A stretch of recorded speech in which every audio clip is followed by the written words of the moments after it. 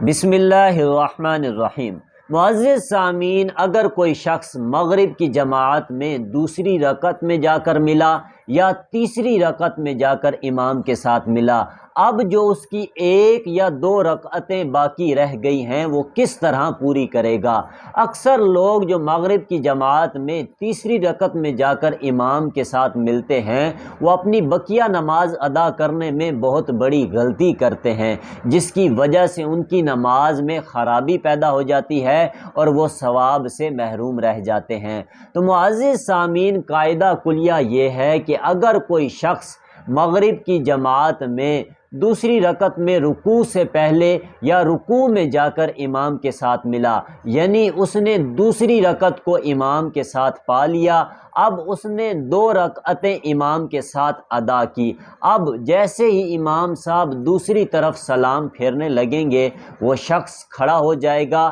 Counting کے اعتبار سے یہ اس کی تیسری رکعت ہے، لیکن قراءت کے اعتبار سے یہ اس کی پہلی رکعت ہے۔ اب اس کی چونکہ پہلی رکعت رہی ہے تو جس طرح پہلی رکعت میں قراءت کی جاتی ہے، یعنی کہ سب سے پہلے وہ ثنا پڑھے گا سبحانک اللہ، پھر اس کے بعد سورہ فاتحہ پڑھے گا، پھر اس کے بعد ایک سورت پڑھے گا، اور اس کے بعد رکوع، پھر سجود، اور پھر قعدہ اخیرہ، اور پھر وہ سلام پھیر دے گا۔ یعنی کہ اگر کسی کی ایک رکعت رہ جائے تو جس طرح پہلی رکعت میں قراءت کی جاتی ہے وہ اس طرح قراءت کر کے اپنی نماز مکمل کرے گا۔ اور اگر کوئی شخص مغرب کی تیسری رکعت میں جا کر امام کے ساتھ ملا، اب امام صاحب جیسے ہی دوسری طرف سلام پھیرنے لگیں گے یہ شخص کھڑا ہو جائے گا۔ اب کاؤنٹنگ کے اعتبار سے یہ اس شخص کی دوسری رکعت ہے، لیکن قراءت کے اعتبار سے یہ اس کی پہلی رکعت ہے، چونکہ اس کی پہلی دو رکعتیں رہی ہیں